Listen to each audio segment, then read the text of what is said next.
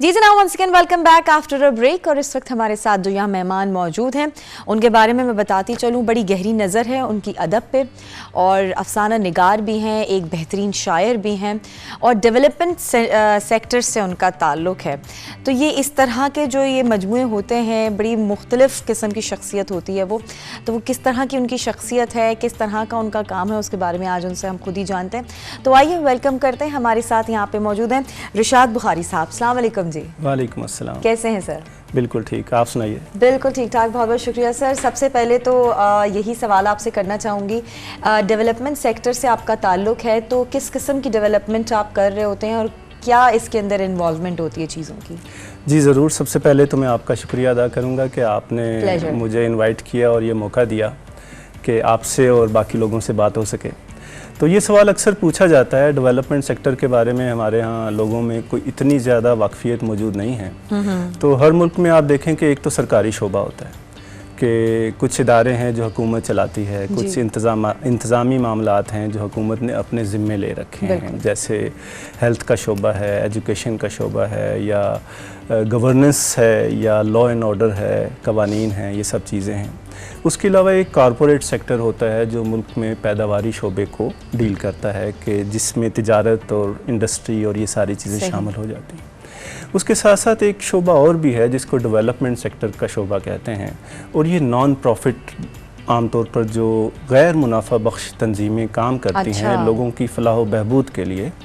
तो उस NGOs का जो गैर सरकारी और गैर मुनाफा बख्श जो इदारे हैं, आमतौर पे उनके काम को डेवलपमेंट सेक्टर का काम कहा जाता है। लेकिन डेवलपमेंट सेक्टर में एक और भी चीज़ है कि जो जिस भी तरह की मुल्क में डेवलपमेंट हो रही है, सड़कें बन रही हैं, पुल बन रहे हैं, इंफ्रास्ट्रक्चर बन रहा है, एक तो ये भी डेवलपमेंट है। दूसरी डेवलपमेंट ये है कि आप एक समाजी सतह पे एक तब्दीली लाने की कोशिश करते हैं। आप महसूस करते हैं कि आपके माशरे में कुछ चीज़ें हैं जो सही नहीं चल रही, सही, यहाँ पे आपको थोड़ी बेहतरी लाने की ज़रूरत है, अपने रवैयों में बेहतरी लाने की ज़रूरत है, अपनी सोच में बेहतरी लाने की ज़रूरत है।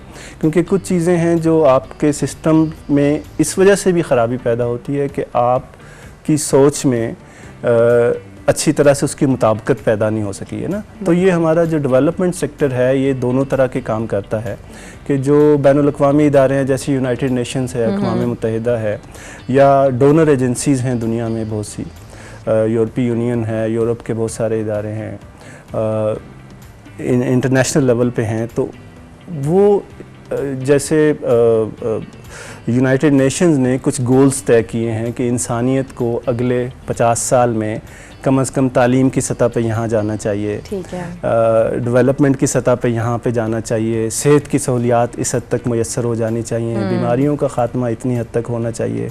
तो वो जो डेवलपमेंट के गोल्स हैं आमतौर पे उनको ये हमारे गैर सरकारी गैर मुनाफा बख्श इदारे उस डोनर की फंडिंग से वो काम करते हैं, ताकि मुल्क जैसे पाकिस्तान में एक हदफ होगा कि जी 100% बच्चे सब स्कूल जाना शुरू कर दें।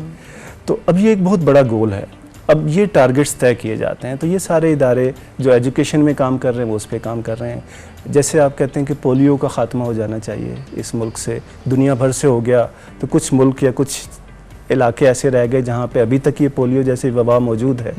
तो उसके ख़ात्मे के लिए कुछ फंड्स भी मौजूद हैं, उसके लिए कुछ हिकमत अमलियाँ भी तैयार की गई हैं, उसके लिए कुछ इदारे भी काम कर रहे हैं।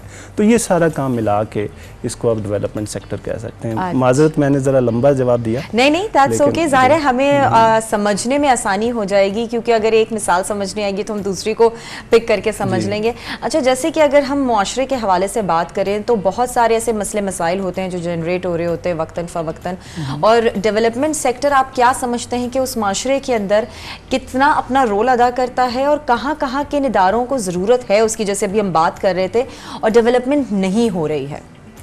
देखिए, अगर हम पाकिस्तान की बात करें तो इसमें तकरीबन तमाम शोबों में इस चीज़ की ज़रूरत है। क्योंकि बहैसियत मजमूई सबसे पहले तो मैं तालीम और सेहत सबसे बुनियादी ज़रूरियात हैं इंसान की, यानी उसकी रिहाइश के बाद उसके घर के साथ साथ तालीम और सेहत की सबसे बड़ी ज़रूरत है। तो उसमें आपका डेवलपमेंट सेक्टर, कॉरपोरेट सेक्टर भी काम कर रहा है, आपका गवर्नमेंट सेक्टर भी काम कर रहा है, आपके बहुत सारे हॉस्पिटल यहाँ पे खुले हुए हैं। लेकिन इसके बावजूद जहाँ पे अवेयरनेस रेजिंग की ज़रूरत होती है, जहाँ पे कुछ कंसर्न्स होते हैं, क्योंकि पाकिस्तान जैसे एक तरक्की पजीर माशरे में बहुत ज़्यादा अफवाहें फैलती हैं। बहुत ज़्यादा लोगों के कंसर्न होते हैं कि शायद कोई सारी दुनिया हमारे ख़िलाफ़ किसी मामले में साजिश कर रही है। अगर एक वैक्सीन आ गई है तो शायद इसका मकसद ये है कि हमें बांझ बना दे, तो अगर कोई और डेवलपमेंट हुई है तो सारा उसका टारगेट हम लोग हैं। मतलब नेगेटिव थिंकिंग, जो इस तरह की जो सोच है, इसका मुकाबला ज़ाहिर है कि आप उसको तालीम के ज़रिए कर सकते हैं, ज़्यादा आगाही फैला के कर सकते हैं, दुनिया के निज़ाम को समझ कर और दूसरों को समझा करके। अब 21वीं सदी में दुनिया किस तरह चल रही है? क्या दुनिया अभी भी उस तरह चल रही है जैसे गेम ऑफ थ्रोन के ज़माने में चल रही थी? जैसे कोई 5000 साल पहले चल रही थी? उस वक्त भी दुनिया चल रही थी और लोग काम कर रहे थे, चल रही थी, तो तभी अभी यहाँ ये पहुंची है। सही। लेकिन अब थोड़े से तौर तरीके बदल रहे हैं और एक ग्लोबलाइजेशन हो रही है, इंटरनेशनलाइजेशन हो रही है, और अगर हम दुनिया के साथ नहीं चल सकेंगे, उनके साथ कदम से कदम नहीं मिलाएंगे, तो हम पीछे रह जाएंगे। बिल्कुल। और हम पीछे रह रहे हैं, तो उसमें ये जो थोड़ी बहुत रुकावटें हैं, ये हमारे डेवलपमेंट सेक्टर के कुछ ऐसे प्रोग्राम चलते हैं जहाँ पे हम आगाही की मुहिमें चलाते हैं, हम इस्तेदाद कारी करते हैं कि कम्युनिटी के साथ इंगेजमेंट पैदा की जाए, आम लोगों के साथ बातचीत की जाए, मुख्तलिफ सेक्टर्स के लोगों के साथ बातचीत की जाए, असातिज़ा के साथ, सिविल सोसाइटी के साथ, मीडिया के साथ, मुख्तलिफ जो इदारे काम करते हैं, शहरी इदारे, उनके साथ मिलके काम किया जाए ताकि लोगों के इस तरह के तहफ़्फ़ुज़ात दूर किए जा सकें और माशरे में सही चीज़ों के लिए जगह पैदा की जाए। सही, बिल्कुल। अच्छा, खैर ये तो डेवलपमेंट के हवाले से बात हो गई। एक और चीज़ मेरे जहन में है कि माशाल्लाह से शायरी भी आपका एक शौक़ है, पैशन है, साथ साथ नसर निगारी भी आप करते हैं, अफसाना निगारी भी करते हैं। तो ये जो दोनों चीज़ों का कॉम्बिनेशन था, ये किस तरह से आपके अंदर आया? देखिए, ये दिलचस्प सवाल है, लेकिन ग़ालिबन टी.एस. इलियट ने एक जगह कहा था कि 24 साल की उम्र तक तो हर शख्स शायर होता है। अच्छा। और असल शायर वो होते हैं जो उसके बाद भी शायरी जारी रखते हैं। सही।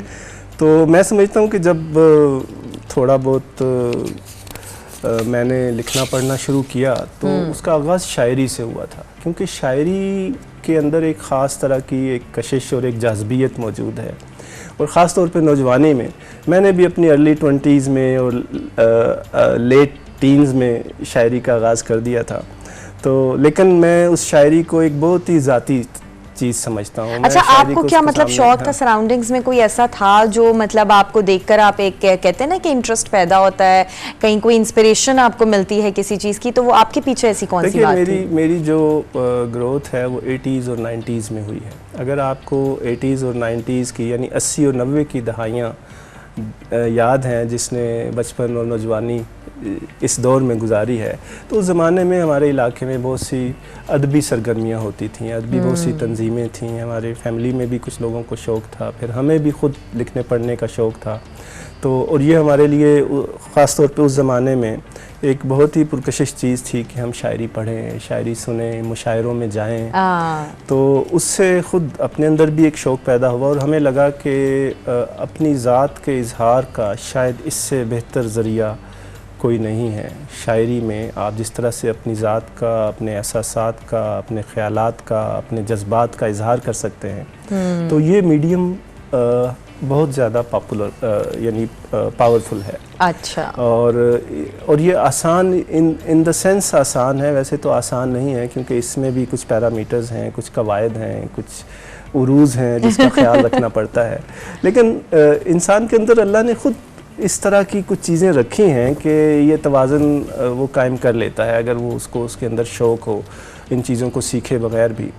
तो आपने शायरी और नसर की बात की, तो रफ्ता रफ्ता शायरी से फिर मैं नसर की तरफ आ गया, और नसर में भी फिर मैंने कुछ तराजुम भी किए हैं, कुछ मज़ामीन भी लिखे हैं, कुछ कालम निगारी भी शुरू में की है, और फिर मैंने कुछ अफ़साने भी लिखे हैं, और फिर मैं अफ़साने की जो बहुत ही नई और शॉर्ट फॉर्म है, जिसमें 100-150 अल्फाज के अंदर आप एक कहानी बयान करते हैं, तो उसका भी मैंने तजर्बा किया है, कुछ कहानियाँ लिखी हैं। अब ये बहुत सारी ऐसी चीज़ें हैं जो अभी शाया नहीं हुई हैं। अच्छा। दोस्तों के हलके में, करीबी हलके में, या सोशल मीडिया पे मैं कुछ चीज़ें शेयर करता हूँ।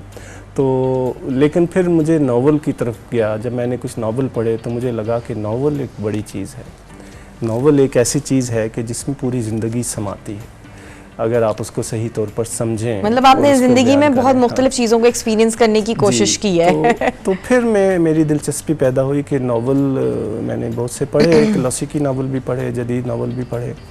तो मुझे लगा कि मेरे आसपास की जो कहानियाँ हैं, मैं शॉर्ट स्टोरी में उस कहानी का सिर्फ एक एपिसोड बयान कर सकता हूँ। अच्छा, एक किस्त उसकी बता सकता हूँ, एक पहलू बयान कर सकता हूँ। लेकिन नावल की सिन्फ के अंदर इतनी गुंजाइश है कि आप उसमें बेशबहा चीज़ें बयान कर सकते हैं। बिल्कुल।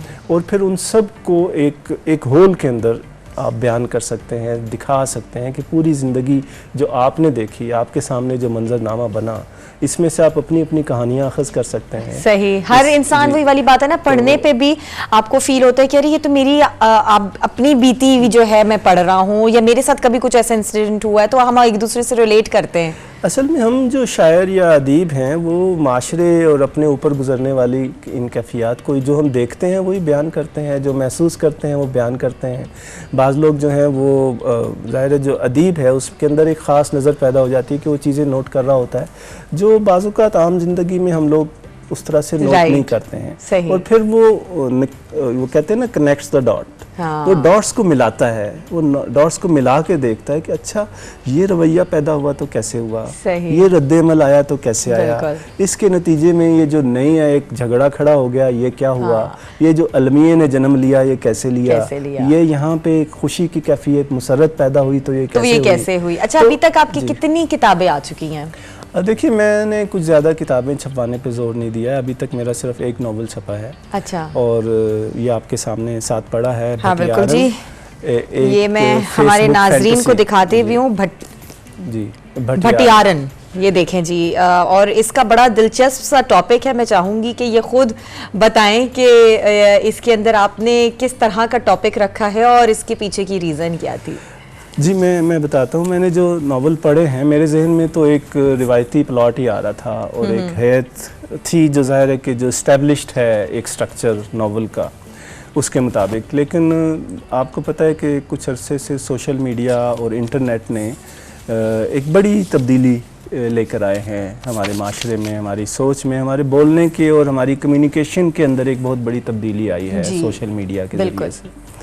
और मुझे ये अंदाज़ा हुआ कि शायद हमारी नौजवान नस्ल को ये चीज़ ज़्यादा अपील करेगी कि अगर हम उसको एक मॉडर्न मीडियम में, मतलब उन्हीं के अंदाज में अगर हम बयान कर दें तो वो इंटरेस्ट से पढ़ेंगे भी। इस नावल की इनफरादियत ये है कि इसमें मैंने हयात का एक बिल्कुल नया तजर्बा किया है।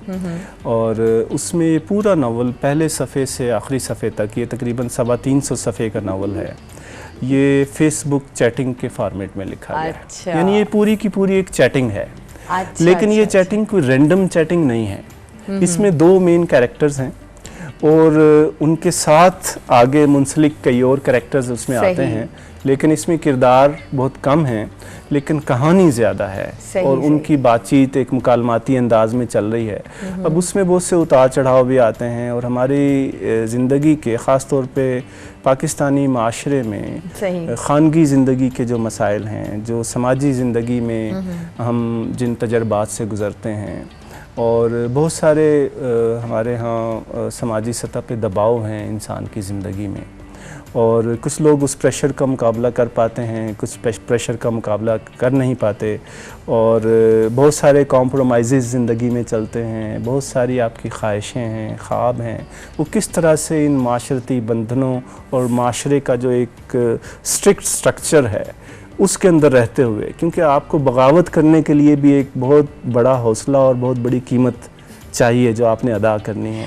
सही। तो अगर आप बगावत भी नहीं कर सकते हैं और फिर आपने इस माशरे में जीना है तो आपको अपने अंदर से किस किस चीज़ को मारना पड़ेगा। राइट। और आपने सिर्फ ज़िंदा रहने के लिए अपनी बहुत सारी और कीमती चीज़ों की कुर्बानी दे दी। तो उस कैफियत को, उन चीज़ों को जो हमारे माशरे में जो हल की जा सकती हैं, जो सॉल्वेबल हैं, जिनको हम थोड़ा सा इंसानी नफ्सियात को समझ के, माशरे को समझ के, इंसानी ज़रूरियात को समझ के शायद एक हल की तरफ भी जा सकते हैं, और हमें माशरों में इतने दबाव और इतने शिकंजे नहीं मिलते जो हमें अपने देसी माशरों में मिलते हैं। तो उसको मैंने इसमें एक कहानी की सूरत में बयान किया है। और मेरा ख़्याल ये है कि इसमें मैं बड़ी हद तक सेटिस्फाइड हूँ कि मैंने ये तजर्बा कामयाबी से किया है। देखना यह है कि चूँकि ये एक नई चीज़ है और अदब पढ़ने वाले भी एक ख़ास डगर पे चल रहे होते हैं, उनके नज़दीक भी कुछ आइडियल्स होते हैं, कुछ नया आया होगा तो वो ज़ाहिर वो भी तो नई चीज़ की हमेशा कुछ ना कुछ मज़ाहमत, कुछ ना कुछ रेजिस्टेंस भी होती है। अब ये है कि इसको अदब मनवाने में मुझे कोई दिलचस्पी नहीं है कि आप लाजमी उसको अदब माने। भाई एक नया तजर्बा किया है, ये वक्त बताएगा कि इसमें अदबियत है या नहीं है, या आपने किस इंसानी पहलू को किस नए अंदाज में इस तरह से बयान किया है कि हमारे सामने कुछ नई खिड़कियां खुलती हैं। क्या बात है। अच्छा, ये आपकी पहली ही किताब है जो शाया हुई है? जी, ये मेरी पहली किताब है और इसके अलावा कुछ छोटी पीसेस में अखबारात में दीगर जगहों पे चीज़ें शाया हुई हैं, लेकिन मेरा इरादा है कि आगे अगर मैं कुछ चीज़ें कंपाइल कर लूँ जो मेरी तैयार शुदा हैं तो शायद 3-4 किताबें और छप सकती हैं। बिल्कुल हमें इंतज़ार रहेगा, क्योंकि जिस तरह से आपने पहली किताब में एक बिल्कुल एक मुख्तलिफ अंदाज में उसको पेश किया है, तो हम अब एक्सपेक्टेशंस यही रखेंगे कि जो नेक्स्ट आएंगी वो भी कुछ नया सिनेरियो ही लेकर आएंगी। जी, मेरी कोशिश तो यही है कि हम ज़माने की नब्ज़ को पहचानें। क्या बात है। और उसके साथ साथ क्योंकि जो हमारे यहाँ जनरेशन गैप है, अब इस किताब की खूबी में आपको, मुझे सबसे बड़ी खुशी ये हुई कि जब मेरे भतीजों ने और मेरी भतीजियों ने और मेरे बच्चों ने भी इस किताब को पढ़ा, उनको इंटरेस्टिंग लगी होगी। और वो वजह ये थी कि मैं उनको बहुत ज़्यादा घर में कहता रहता हूँ, भाई पढ़ा करो, कुछ रीडिंग की तरफ जाओ, क्यों नहीं आप लोग पढ़ते? वो कहते हैं जी हम पढ़ते हैं। अब मुझे नज़र आता है मोबाइल पे खेल रहे हैं, लेकिन वो कहते हैं हम मोबाइल पे पढ़ रहे हैं या हम लैपटॉप पे पढ़ रहे हैं या टैबलेट पे पढ़ रहे हैं। तो मुझे पहली दफ़ा लगा कि एक किताब उनके हाथ में थी और उनको उसमें दिलचस्पी महसूस हुई और उन्होंने पढ़ा। चले जी। तो मेरा ख्याल है बजाते खुद ये ताल्लुक़ कायम कर देना ही मेरे लिए एक चलें, अदब में एक नई तब्दीली और अच्छी तब्दीली नज़र आ रही है, जो मतलब हमारी जो नौजवान नस्ल है बेसिकली उसको भी अट्रैक्ट करेगी अदब की तरफ, और बहुत मॉडर्नाइज वे के अंदर जो है हमारी जो है अदब बच्चों तक पहुंचेगी जो उसको इंटरेस्टली पढ़ेंगे। बेहद शुक्रिया रिशाद साहब, thank you so much for coming here, और best of luck in your future कि इंशाल्लाह जो अभी नई और अगर जिन चीज़ों पे आप काम कर रहे हैं उसमें भी हमें कोई चीज़ नई नज़र आए। और ज़ाहिर है ये एक मेरे ख्याल से इंसानी फितरत है कि जब आपको एक नई चीज़ समझ नज़र आती है तो आप उसकी तरफ जाते हैं, आप उसको देखते हैं, पढ़ते हैं, समझते हैं और फिर तयन करते हैं कि हाँ जी ये आगे चलेगा कि नहीं चलेगा। तो पहली किताब से तो अंदाज़ा हो गया कि बच्चों में कितनी ज़्यादा ये जो है वो हिट जाएगी और आने भी वाले दिनों में अदीबों में भी इस चीज़ को बहुत सराहा जाएगा। तो बेहद शुक्रिया, आपका बेहद शुक्रिया, और मुझे बड़ी खुशी हुई और बड़ा मज़ा आया आपके साथ बात करके। बेहद शुक्रिया जी, मुझे भी बहुत अच्छा लगा।